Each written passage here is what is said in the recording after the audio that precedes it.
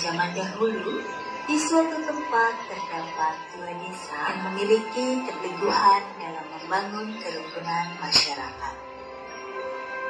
Desa tersebut yaitu Desa Karangpaci dan Desa Cibulu.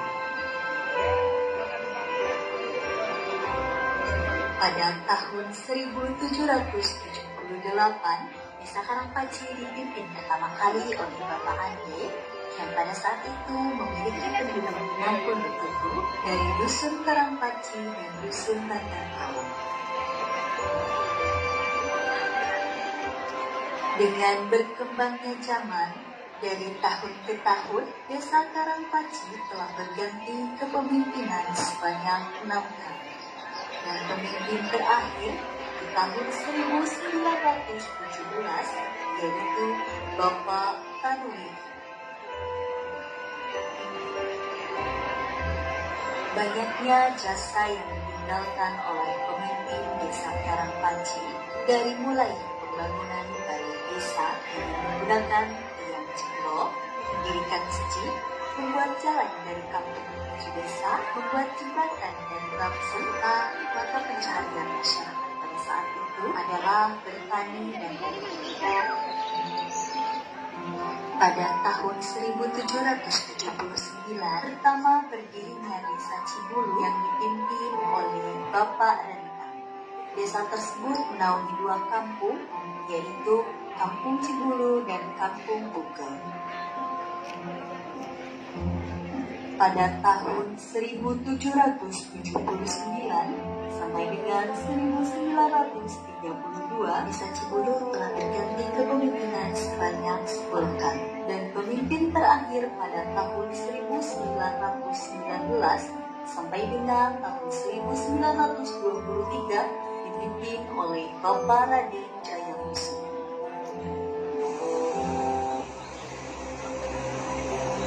Banyaknya jasa yang ditinggalkan oleh setiap kepala desa, dari mulai membuat jalan-jalan poros, pembukaan lahan sawahan baru, berkembangnya keagamaan, mata pencaharian yang mulai maju, adanya tanaman kelapa yang menyebar ke pelosok kampung, dan pada saat itu penjualan sudah dapat ditimpul, sehingga dapat meningkatkan perekonomian bagi seluruh masyarakat. Pada tahun 1923, Bapak Raden Jayakusuma digantikan oleh Bapak Atmawirya, dan semasa kepemimpinannya, Desa Cibulu terus berkembang dengan baik.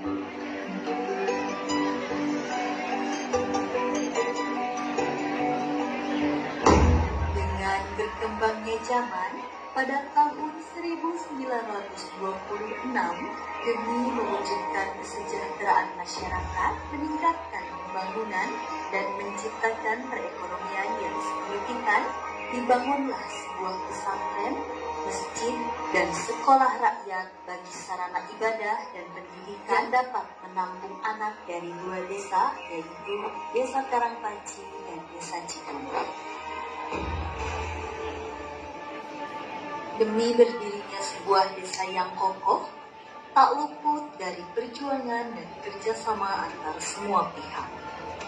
Dalam memperjuangkan terbentuknya sebuah desa, pasti memiliki alur sejarah yang kompleks dari masa ke masa. Sehingga pada tahun 1931, Wedana Bapak Gertawijaya menetapkan Desa Cibulu beralih status menjadi Desa Kertayasa.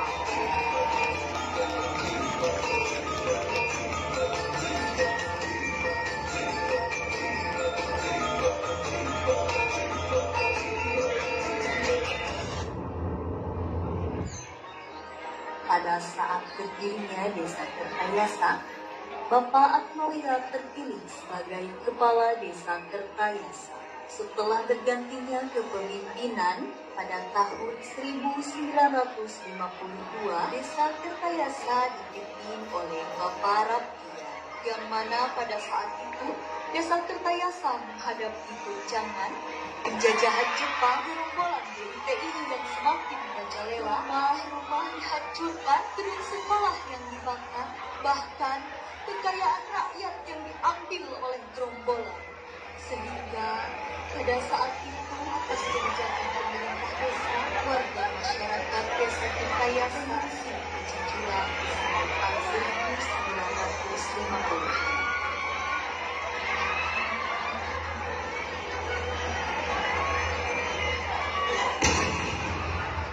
Setelah redanya gerombolan DIY ini, pemerintah bersama rakyat gotong royong membangun kembali desanya secara permanen. Dibangun pula SD 1 dan SD 2 Kertayasa, dan pada saat itu terjadi kembali goncangan terkait G30 SPKI dan sebagian masyarakat terlibat pada saat itu. Dan pada tahun 1967 sampai dengan 1977, dengan bergantinya kepemimpinan oleh Bapak Sujai, keadaan mulai membaik.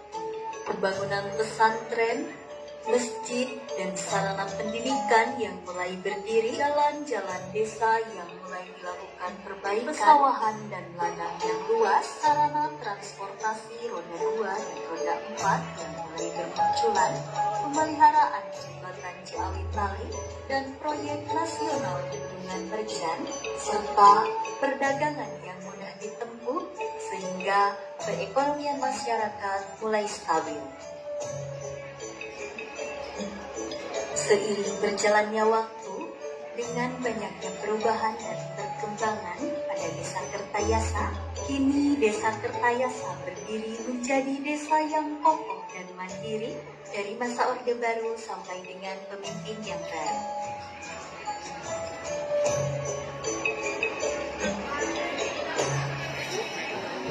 Pada tahun 1988, Desa Kertayasa dipimpin oleh Bapak Urdi Suryadi. Dengan tugasnya pada saat itu, repelita pelaksanaan pembangunan, bantuan langsung dari pemerintah, dan swadaya gotong royong masyarakat. Pada saat kepemimpinan Bapak Urdi Suryadi, terbangunnya jalan protokol yang menjadi jalur utama lalu lintas, utilitas jalur listrik PLN, sehingga pada tahun 1994, Desa Kertayasa sebagian besar menikmati penerangan dari listrik. Pada saat itu, banyaknya bantuan dari pemerintah pusat maupun pemerintah daerah seperti hewan peliharaan domba, sapi, ayam, dan alat penyadap untuk buah kelapa. Seiring dengan berjalannya waktu, dengan keindahan dan panorama alam yang dimiliki Desa Kertayasa, yang mana pada saat itu ada 2 orang turis yang berasal dari Prancis yang bernama Bill and John. Mereka menemukan suatu tempat wisata yang mirip dengan wisata di Amerika Serikat, yaitu Grand Canyon. Dengan aliran air yang jernih, suasana alam yang begitu asri, dan bebatuan yang terbentuk dengan indah, dan tempat tersebut di Desa Kertayasa dikenal dengan Sungai Cukangkan. Dengan penemuan wisata tersebut menjadikan salah satu potensi investasi yang dimiliki oleh Desa Kertayasa. Dengan banyaknya peluang yang dibutuhkan untuk memenuhi sarana kebutuhan wisatawan, dapat meningkatkan perekonomian bagi warga dan pemerintah Desa Kertayasa.